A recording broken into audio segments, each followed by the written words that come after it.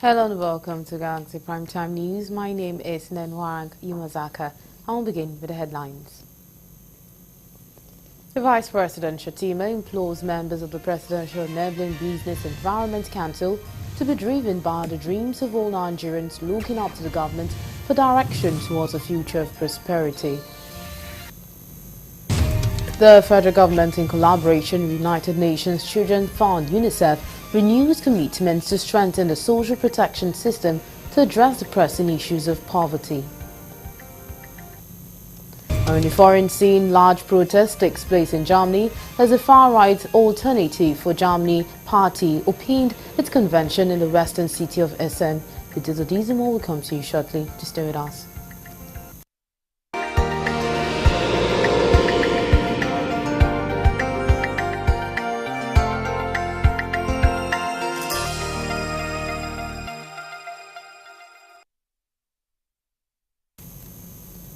And on the news in full.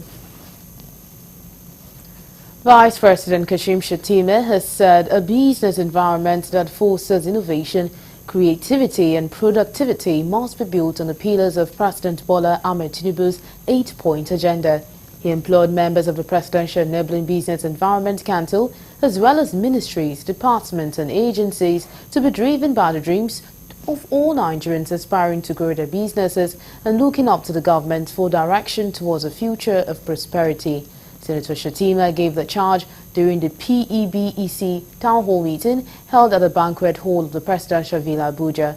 The meeting followed the successful completion of the 90-day Regulatory Reform Acceleration Action Plan. The VP noted that no matter the depth of the reforms introduced, government will fail to achieve its goals unless MDAs function at their best and align seamlessly with the agenda of the Tinubu administration. He described the BEC town hall meeting as a rescue mission for a country that has saddled its citizens with the critical role of creating an environment where every idea can germinate into an enduring business. This meeting is not a talk show. It is a rescue mission for a nation that entrusts each of us with the critical role of creating an environment where every idea can germinate into an enduring business. Our success is not merely a matter of policy, but is measured by its impact. From the small-time trader in Kafanchan to the large corporation on Lagos Island. Earlier in his welcome address, the Deputy Chief of Staff to the President, Senator Ibrahim Hadija, said key aspects of the PBEC initiative, such as the new PBEC Business Champions, 90-day Regulatory Reform Accelerator, and legislative and judicial reforms are being deployed and implemented across MDAs. By the federal government to oversee Nigeria's business environment intervention, and it's a top priority of President Bola Ahmed Tinubu in line with the 8-point renewal agenda of his administration. The third cohort of the Council was inaugurated on November 16, 2023, with 24 members from all arms and levels of government. The PBEC Secretariat is responsible for the implementation of the PBEC mandate by working closely with all arms and levels of government, and has implemented over 180 verifiable business climate reforms since inception through the collaborative efforts of all stakeholders. Administration and this economy and this nation, and he has really led from the front since May 29 of 2023. So I'd like to assure you that this is work in progress and we'll continue to deliver on this.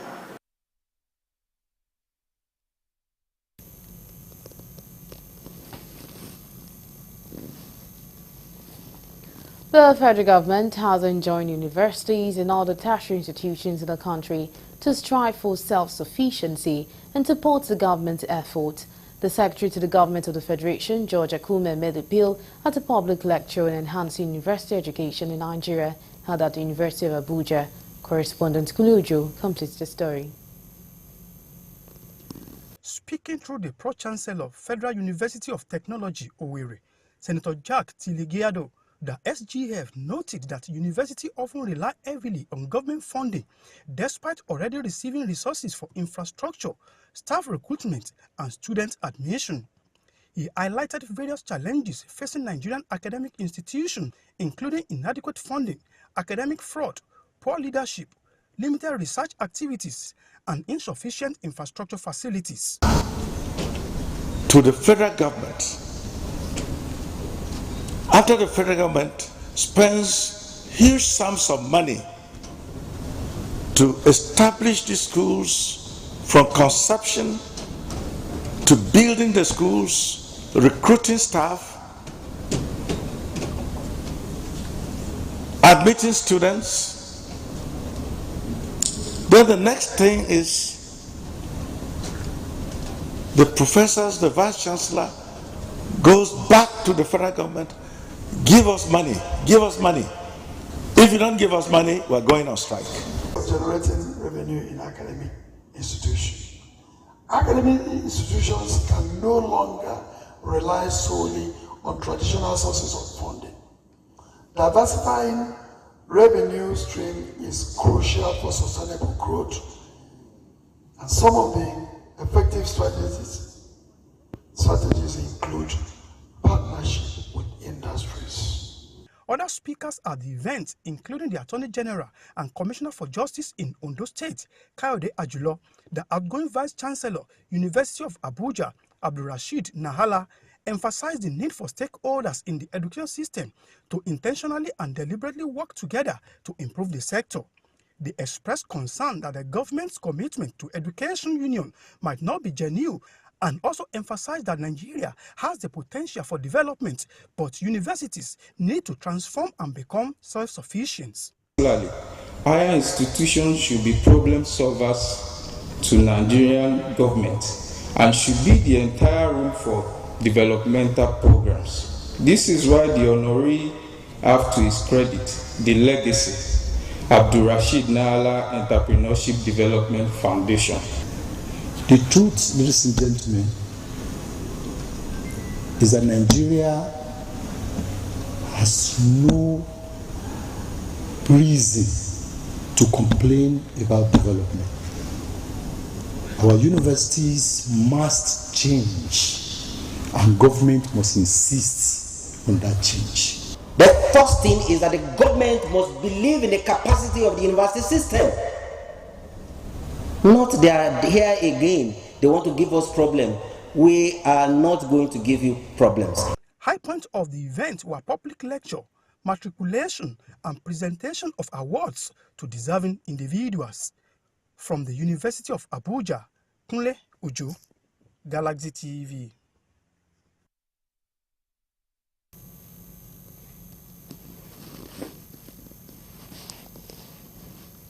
The federal government, in collaboration with United Nations Children Fund, UNICEF, and other partners, have renewed commitments to strengthen the social protection system to address the pressing issues of poverty. The commitment was made at the third edition of the Social Protection Cross-Learning Summit held in Abuja. UNICEF's representative in Nigeria, Christian Mudwite, who spoke on behalf of the Social Protection Development Partners Group, said social protection is crucial in realizing the rights of every child. She noted that child-sensitive social protection is key to ensuring that every child reaches their full potential.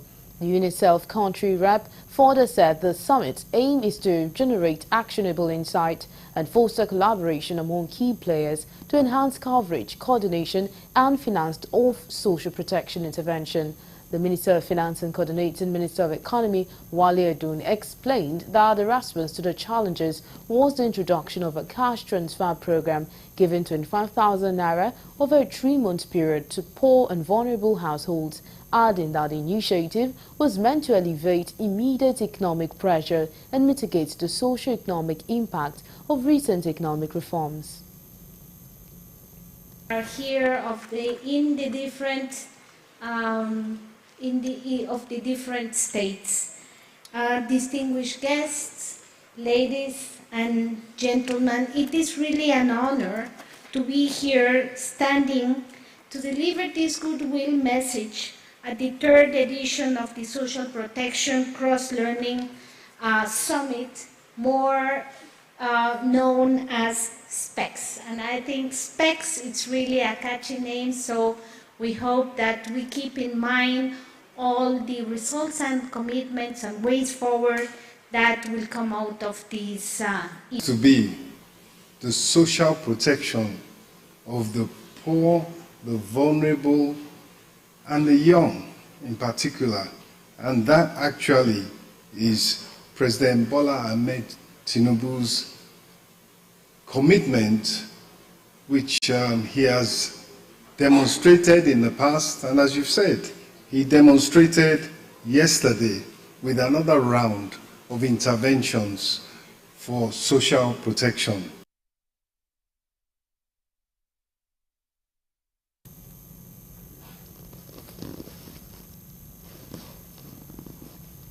The journey to achieving universal health coverage is attainable regardless of financial status, age or title. In this report, correspondent John Felix takes a look at how pregnant women are afforded the desired care at a subsidized rate, provided they get enrolled in the state health insurance scheme. The report.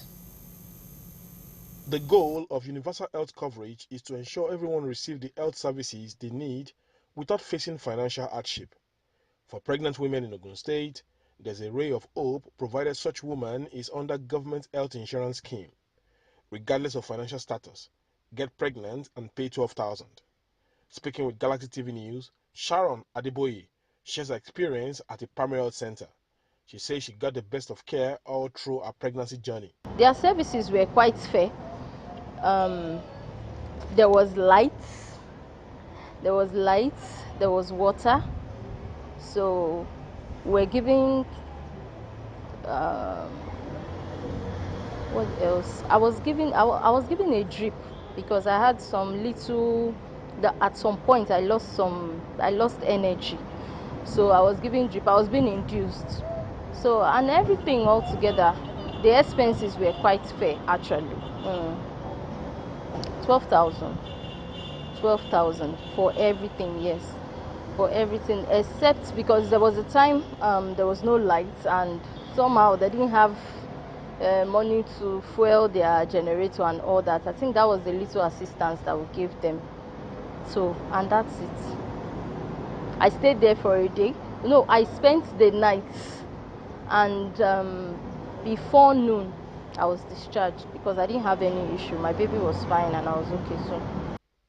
Speaking further, she says despite the health services that can be gotten from tertiary hospitals, the services rendered at PHCs cannot be ruled out.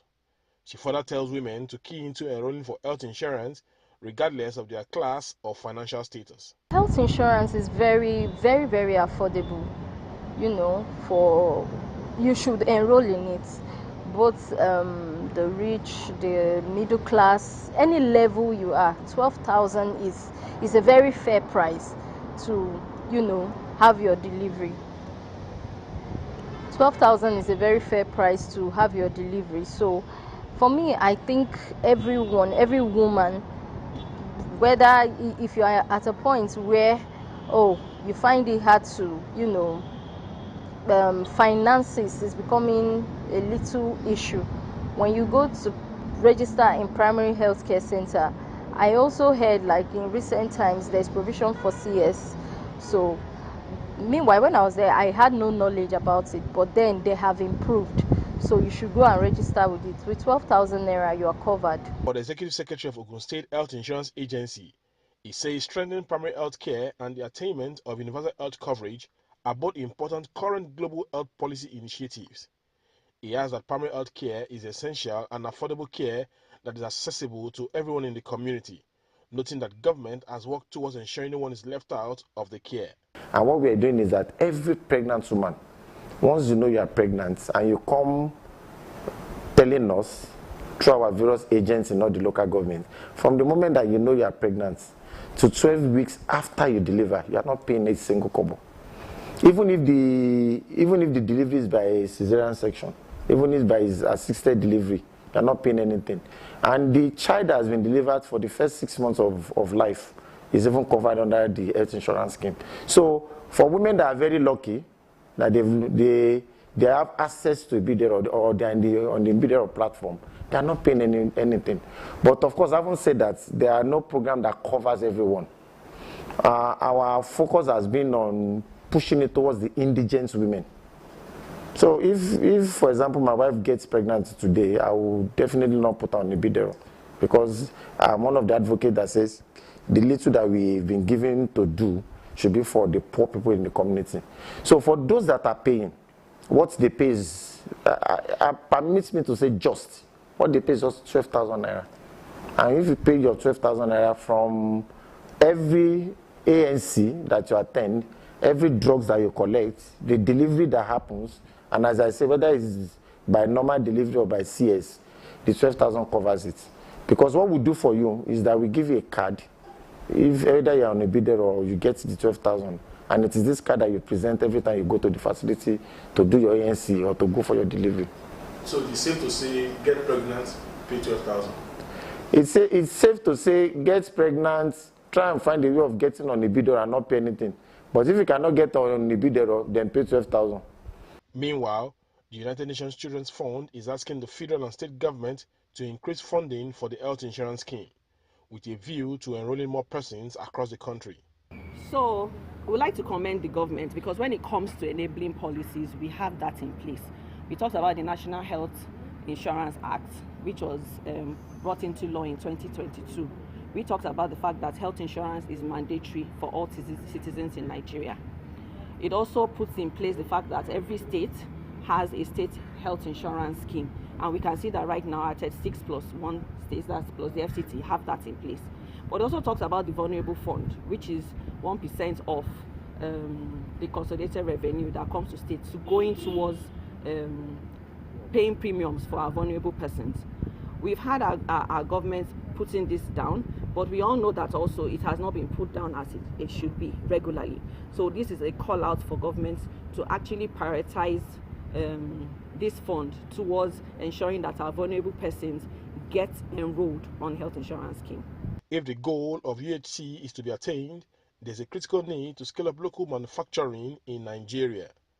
From Abeokuta, the state capital, John Felix reporting for Galaxy Television News.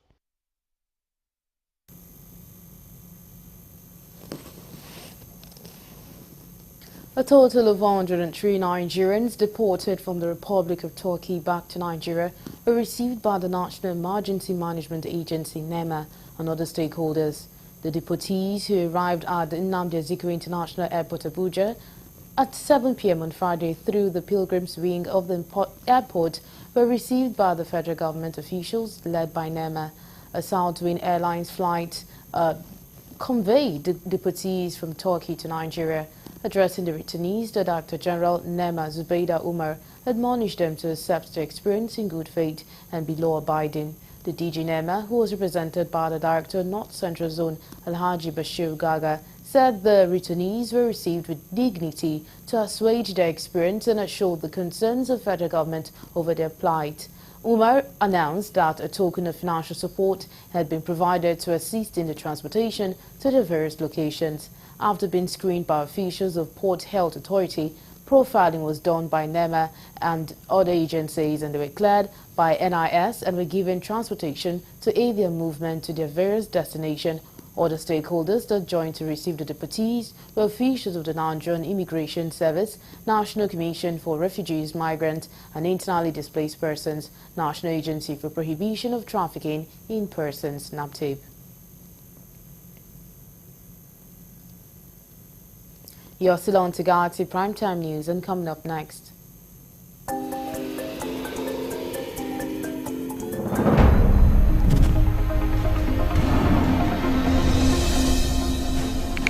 Medical Women's Association of Nigeria clamors for more collaboration between the federal government and private health sector.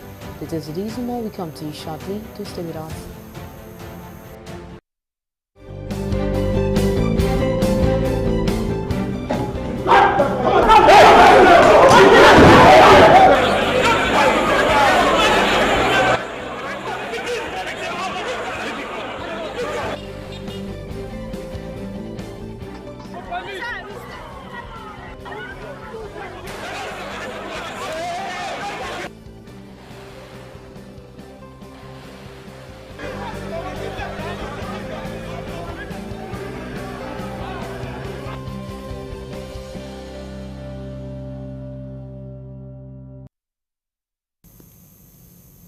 We're glad to have you back. Now, for more updates and latest news, please visit our website www.galaxytvonline.com. Connect with us on our X handle at Galaxy TV. Subscribe to our YouTube channel, youtube.com/GalaxyTVNews. You can follow and interact with us on our Facebook page, facebook.com/GalaxyTV. Don't forget to follow and tag us on our Instagram page at Galaxy TV. You can also avail our eyewitness feature via WhatsApp. If you have breaking news around you, simply share a story by sending short clips or videos of the news on 018-666-669. Our social media platforms are user-friendly and can always accommodate your live updates and comments.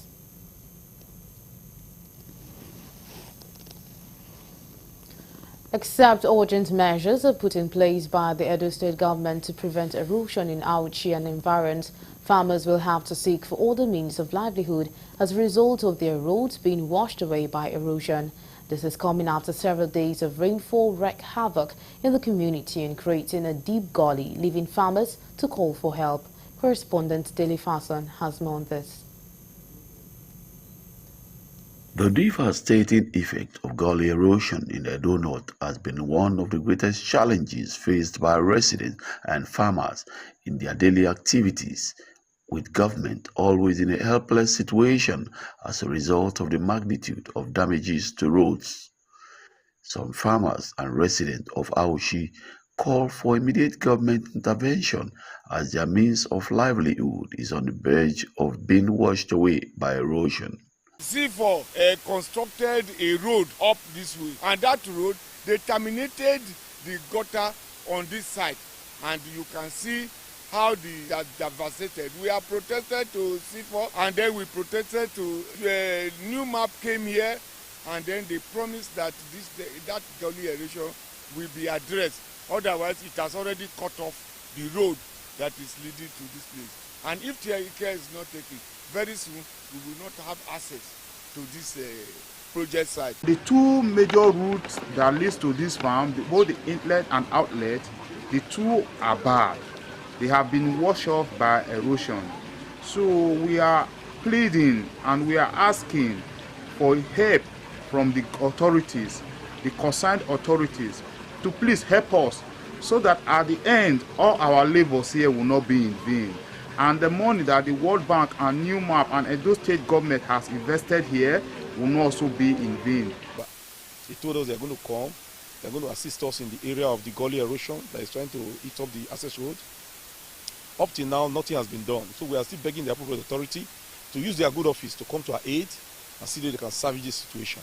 When contacted, the Edo State Commissioner for Environment and Sustainability, Joshua Mokodion, who had severally promised to visit the communities, said the road project leading to farmlands was handled by the World Bank and has since been abandoned. From Edo State, Dele Fason reporting for Galaxy News.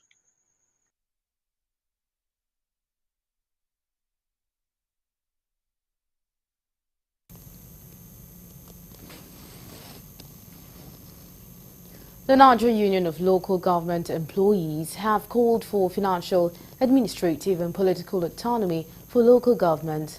The NULG National President, Ambali Olatunji, said in Lagos on Saturday that the autonomy was important for Nigeria to grow its gross domestic product more and curb insecurity. Olatunji said there is a need to make local government financially, administratively and politically autonomous. He advocated for community policing to take charge of security in inner core communities across the country. Olatunji reiterated that community policing should be outrightly empowered to address insecurity and not just a reactionary organization. The Labour leader also called on the federal government to create a policy that would address unemployment at the local government level. He called for a revival of the Vocational Skills Acquisition Department of the local government. According to him, this will ensure that women and youth in the rural communities are trained and empowered. He frowned at the systematic total collapse of vocational skills acquisition department across local governments in Nigeria.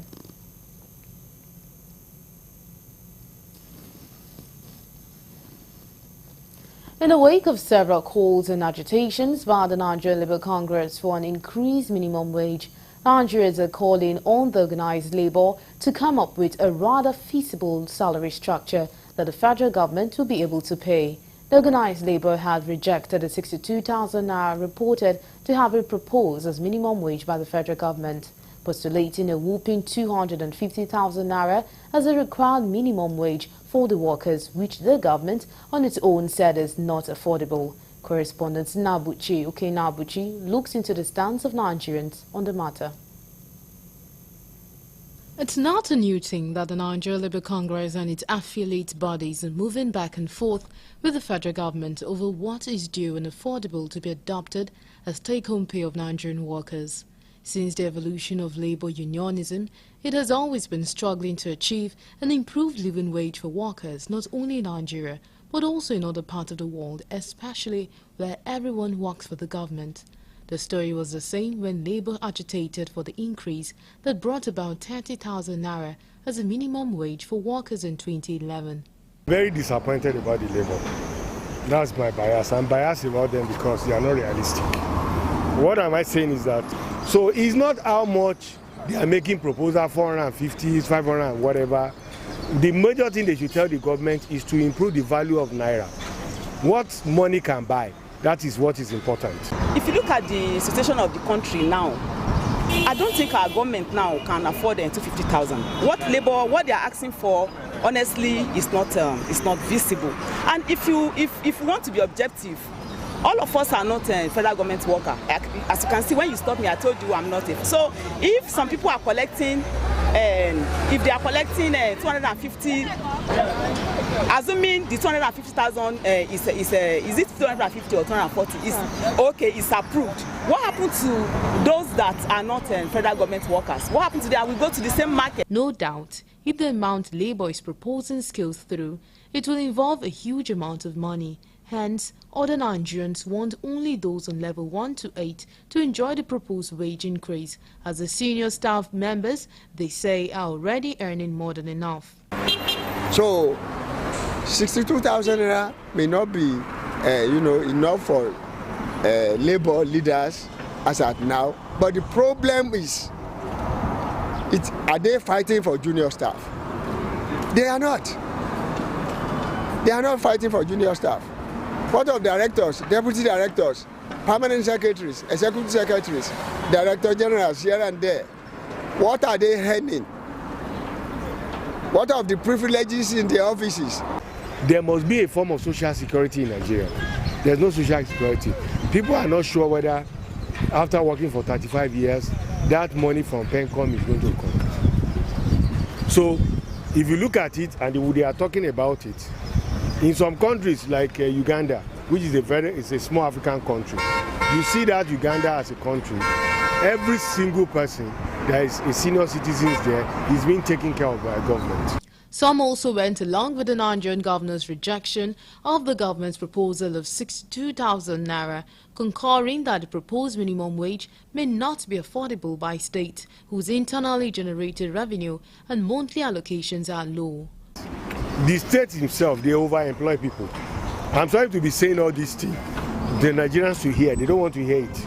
Look, civil service people see it as a poverty alleviation thing. I'm sorry, it's my opinion. If people are not civil servants, they are not civil servants, they will still do better in Nigeria. Nigerian economy will still do well. The governors have employed what they don't need. Some of them employ 3,000, 25,000 aides. You understand what I'm saying now?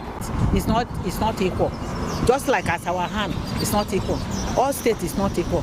Some people, some states, they earn enough. They can pay that amount. But why some states, they cannot pay that amount?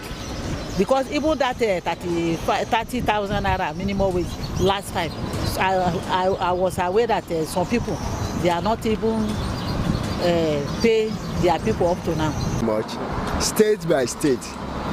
If you monitor what is going on, sometimes they used to publish what they earn from federation account. I think you understand me. At times, when Osun State earns 2-point-something billion naira, or your state earns a little bit above that, Ogun, Lagos used to earn 5-point-something. Delta earns 11 billion. Rivers earns 14 billion. So if they want it to be general, it may not be possible. Whatever may be the situations, each side must shift ground to accommodate what is possible to be paid as minimum wage and allow for the development of other sectors of the Nigerian economy. That way, a balance would have been struck.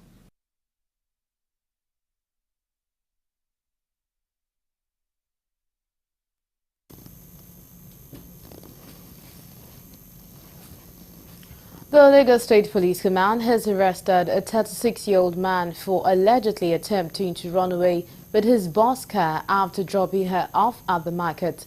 The command spokesperson, SP Benjamin Hundeyin, confirmed the incident to Galaxy News correspondent Lebi Joseph in Lagos. Hundeyin said that the complainant, whose identity not disclosed, reported the theft of the car, a Lexus E5 350, including her laptop, at the command at about 1:30 p.m. According to Hundeyin, the unnamed driver allegedly drove away the boss car after dropping her off at Tajosho Market, Yaba. On getting this report, police detectives trailed the suspect to Shubiri Road, Ojo, where he was arrested and the car recovered. The suspect will be charged to court on the conclusion of the investigation.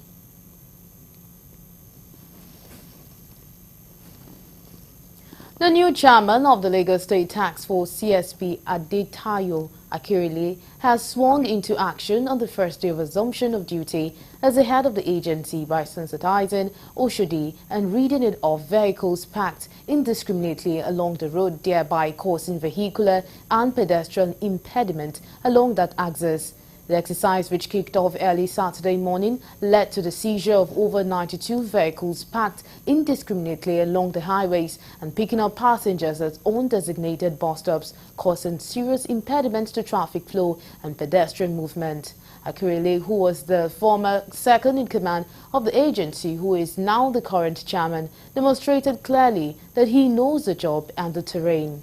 He also, while carrying out a tour of Oshodi and environs, decried the manner in which roadside traders display their goods on the curb and walkways. He addressed the marketers there and warned them to move their business into the market complex, which is designed for it.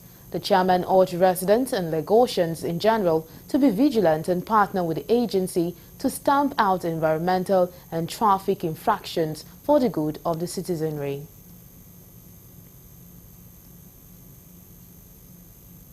You're still on to Galaxy Primetime News. We'll quickly take a break, and when we return, the news continues. To stay with us.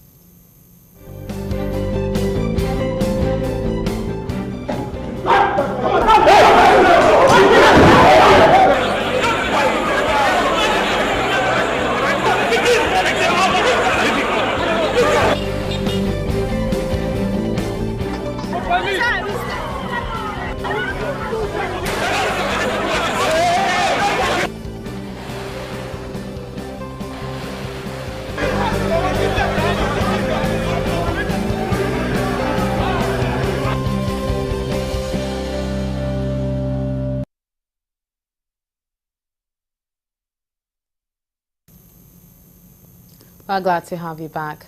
The Bayelsa State High Court sitting in Yenagoa has sentenced a 41-year-old man, Barry Dapsi Nedap, to 14 years imprisonment for raping and impregnating his daughter. The Bayelsa Commissioner for Justice and Attorney General, Birel Dambo, in the suit charged the accused with the offence of rape contrary to Section 1, Subsection 1 of Violence Against Persons Prohibition Law of Bayelsa State 2021. Pere Amanda Ebuson, prosecuting counsel, Bayelsa Ministry of Justice, told the court that investigations revealed that the accused, Nedam, started abusing his daughter when she was 7 years old. Ebuson said Nedam defiled the daughter by inserting his fingers into her private parts before having carnal knowledge of her in 2020 when she got pregnant. The preceding judge, Justice D.E. Adokeme, while delivering judgment, stated that the prosecution led credible evidence and made reference to the DNA results, which revealed 99.99% positive report that the convict is the father of the child. The court ruled that the prosecution proved its case beyond reasonable doubt that Nedam committed the offence of rape and subsequently sentenced him to 14 years imprisonment. Speaking after the judgment, Ebuson, the lead prosecuting counsel, noted that the judgment would serve as a detriment to others who engage in such unimaginable acts. Medical Women's Association of Nigeria has clamored for more collaboration between the federal government and private health sector. This, they say, will aid in improving the sector into and make it meet international standards. National President of the Association, Rosemary Ogu, gave the indication at the closing ceremony of Women in Medicine, Health and Wellness Conference 2024 with the theme Strengthening Networks for Prompt Diagnosis and Care held in Abuja. Ogu said the sector must strive for intensive and serious partnership to enhance prompt and better healthcare service delivery across the country. She emphasized the need to have good stakeholders mapping so as to stop medical tourism in Nigeria, especially because of those that cannot afford the bill for foreign medical services. The takeaway from this event is that together everyone achieves more. That is the takeaway. We need to collaborate. We need to network. We need to know what others are doing because there's so much new coming up. There's so many things people are doing, and if you are not aware, you cannot even make use of the opportunities that are available. So this conference was to set the stage for us to embark on a journey where we collaborate with one another, where we live in harmony, where we give hope to each other in line with the Renewed Hope Initiative. Also speaking, the former First Lady of Kebbi State, Zainab Shinkafi Bagudu, and the medical expert Christopher Otabo, who were honored for their contributions in the health sector across the country, called government at all levels to improve the welfare of all health practitioners across the nation for prompt service delivery. They also called on medical practitioners and well-meaning Nigerians who have the means and capacity to reach out to help people who probably cannot help themselves, and also to contribute meaning to societal value and development. It's women in health, wellness, and I think it's remarkable and truly laudable. When women come together, we make a great impact. And as a proud member of M1, I'm pleased that the meeting has gone very well. It was well attended. We recognized and celebrated people that are contributing to the society. Also, the panel sessions were very informative, and I hope and pray that we will continue to receive support from the wider stakeholders, including governments, other civil societies, other professional bodies, and our own professional colleagues. So I want to call on my colleagues and other well-meaning Nigerians who have the means and the positioning to reach out to people with the milk of human kindness, to help people who probably cannot help themselves, and to contribute meaningfully to societal development.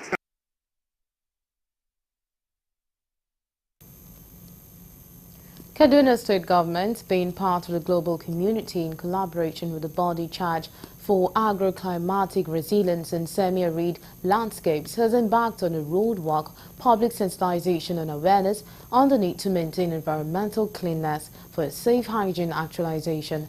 The work started at the State Secretariat and ended at the Kaduna Central Market, aiming to raise awareness among Kaduna State residents about the significance of environmental cleanliness, particularly as the rainy season approaches so as to avoid flooding. The report.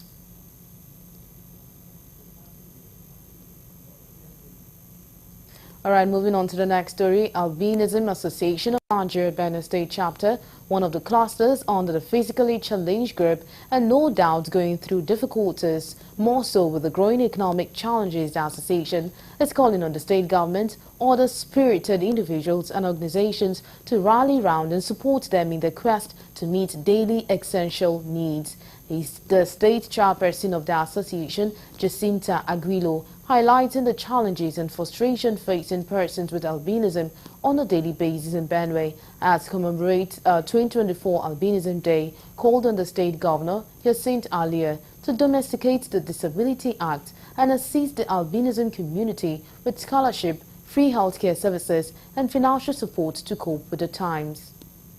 Under the northern states, 19 states that make up northern states, state is only the state that are left behind and that the Disability Act have not been domesticated.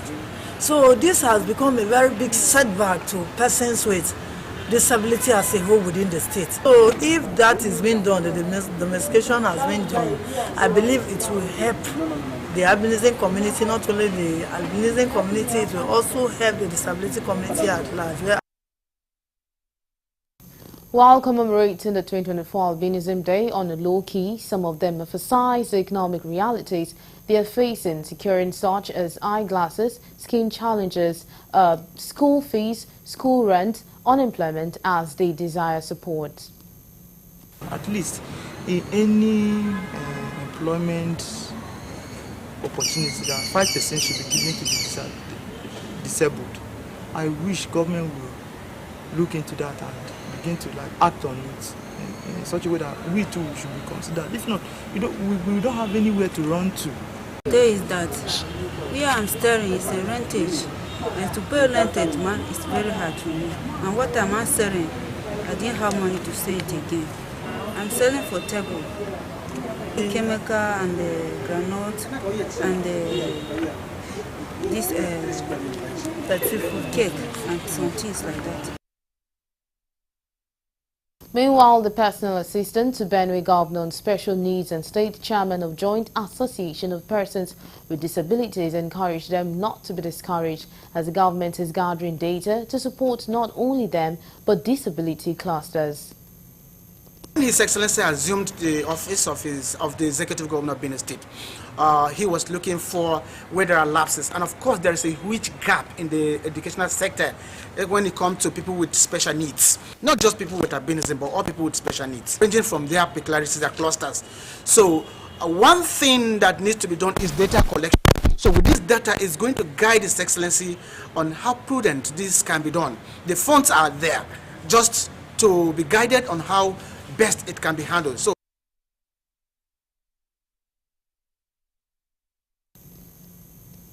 and I'll move over to the foreign desk for more news.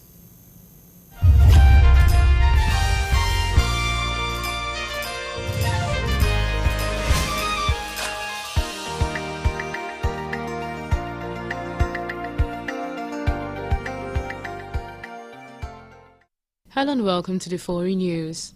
Large protests have been taking place as the far-right Alternative for Germany AfD party opened its convention in the western city of Essen, with demonstrators attempting to block roads and clashing with police. Police used pepper spray and batons to push back protesters attempting to break through a cordon before the two-day event kicked off, a police spokesperson told newsmen. Masked demonstrators attacked officers, according to police who reported several arrests. About 1,000 police had been deployed in Essen. Up to 100,000 protesters are expected to take part in counter-demonstrations and other events in Essen, DPA reported. The authorities have raised concerns that while most could be peaceful, about 1,000 leftists would use violence to disrupt the Congress. Leftist groups warned of blockading entrances to the venue to prevent AfD delegates from entering. Some 600 delegates are meeting with the party's current core leaders, Alice Adel and Tino Chupala, seeking re-election ahead of Germany's parliamentary polls next year. The AfD took 16% of the votes to finish second in the European Parliament elections earlier this month. Despite a series of scandals and setbacks, the party was expelled from the Identity and Democracy group in the European Parliament in May following comment by its lead candidate, Maximilian Krah, to an Italian newspaper that the members of the Nazi paramilitary SS force were not all criminals. Mauritanians are voting in a presidential election with incumbent Mohamed Ould Ghazouani seeking a second term as it takes on 6 challengers in the West African desert nation. About 2 million people are registered to vote on Saturday in the country of 4.5 million. Ghazouani, 67, a former soldier, has promised to accelerate investment to spur a commodities boom and more economic growth, with many living in poverty despite Mauritania's fossil fuel and minerals wealth. Elected for a first time in 2019, Ghazouani is widely expected to win due to the dominance of the governing El Insaf or Equity Party. His opponent includes anti-slavery activist Biram Ould Abid, who came second in 2019 and more than 18% of the vote. Lawyer Ed Mohamedine Barik and neurosurgeon Otama Otin. Also in the race are economist Mohamed Lamini. Mamadou Bokarba of the Alliance for Justice and Democracy movement that represents mostly black Mauritanians, and Hamadi Sidi Mokhtar Mohamed of the conservative Tawassul Party. The main opposition with the largest number of parliamentary seats after El Insaf, if re-elected, Gavzaouni has promised a gas-free power plant from the Greater Toti Amayem offshore project, which is on track to start production by the end of the year. He also pledged to invest in renewable energy and expand gold, uranium and iron ore mining. U.S. President Joe Biden has hit back at criticism over his age, telling supporters in a fiery speech that he will win re-election in November after a poor debate performance fueled concern about his candidacy. "I know I am not a young man, to state the obvious," he told a rally in the battleground state of North Carolina, one day after he struggled in the televised showdown with his Republican rival Donald Trump. "I don't work as easy as I used to. I don't debate as well as I used to," he acknowledged. "But I know what I do know. I know how to tell the truth, and I know how to do this job." Biden, who is 81 years, said he believed with his heart and soul that he could serve another term as the cheering crowd in Raleigh chanted 4 more years. The president might have lost the debate on style, but he won it on facts, he won it on decency, and he won it on the ideas people think are important to the country, campaigner co-chair Mitchell Aroundi told newsmen the morning after the debate. And still on the foreign news, Iran will hold a runoff election after hardline candidate Saeed Jalili and rival Masoud Pezeshkian, who is seen as reformist, both failed to secure a majority in the presidential race. Candidates need to win 50% of the vote, but the pair both hovered around the 40% mark, each overtaking the other over several hours. Iran's Interior Ministry confirmed the second round is set for 5th July. 2 security force members were killed after unidentified gunmen attacked a vehicle carrying election boxes in Sistan, Baluchistan province, according to state media. Former nuclear negotiator Jalili was trailing Pezeshkian, a former heart surgeon and health minister, by about 1 million votes. Early results from the Interior Ministry show Pezeshkian has promised a different approach, saying the actions of the morality police, who enforce strict dress codes on women, are immoral. Although he is seen as a reformist, Pezeshkian is deeply loyal to Iran's supreme leader. Some commentators have suggested that should he be elected, Iran should not expect more than a difference in tone. The vote is to replace a former president, Ibrahim Raisi, who died on 19 May when a helicopter he was in crashed into a mountain, with 7 other people also killed. Though there are 61.5 million eligible voters in Iran, only around 40% turned out to vote, the fewest since the 1979 Islamic Revolution. The Israeli military has said its troops are intensifying operations in the Shujaiya neighborhood east of Gaza City and fighting simultaneously above and below ground. In a situational update on Saturday, it claimed troops had eliminated a large number of terrorists over the past day and located a weapons storage facility within the school compound. It said the Air Force also struck terror targets and armed terrorist cells, including a terrorist cell that was on its way to fire at troops.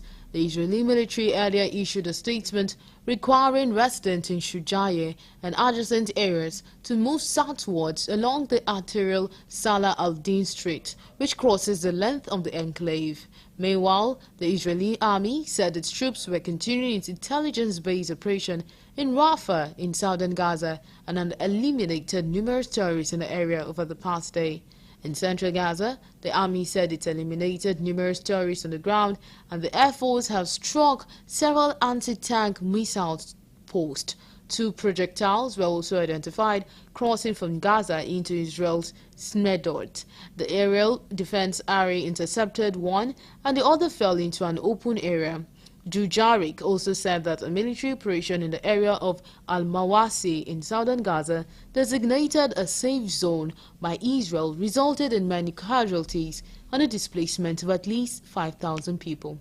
And finally, on the foreign news, Iran has warned Israel against full-scale military aggression in Lebanon and said it would lead to an obliterating war. The Islamic Republic's United Nations mission said All options, including the full involvement of all resistance front, are on the table, the mission wrote in a post referring to Iran-aligned armed groups across the region. He called Israel's threat to attack Hezbollah in Lebanon psychological warfare and propaganda. The border between the two countries has witnessed daily exchanges of fire between Israeli forces and Hezbollah since the current conflict in Gaza broke out on October 7. Fears of a full-blown war grew this month after Prime Minister Benjamin Netanyahu said Israel was preparing for a very tense operation on the border with Lebanon. Israeli forces conducted a series of attacks on Hezbollah targets in southern Lebanon, an Israeli army spokesperson said early on Saturday. In the past few hours, warplanes attacked several Hezbollah targets, including a military site for the organization in the Zabkin area, two operational infrastructure sites in the Kiam area, and a Hezbollah building in the Al-Adisa area. Israeli Defense Minister Yoav Gallant said his country does not want to fight a war against Hezbollah, but that the army is ready for it. And that's all we have on foreign news.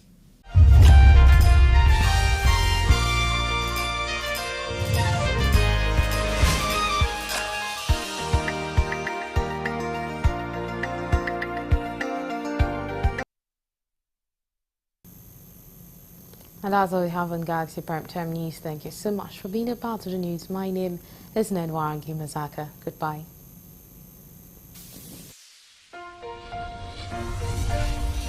Thank you.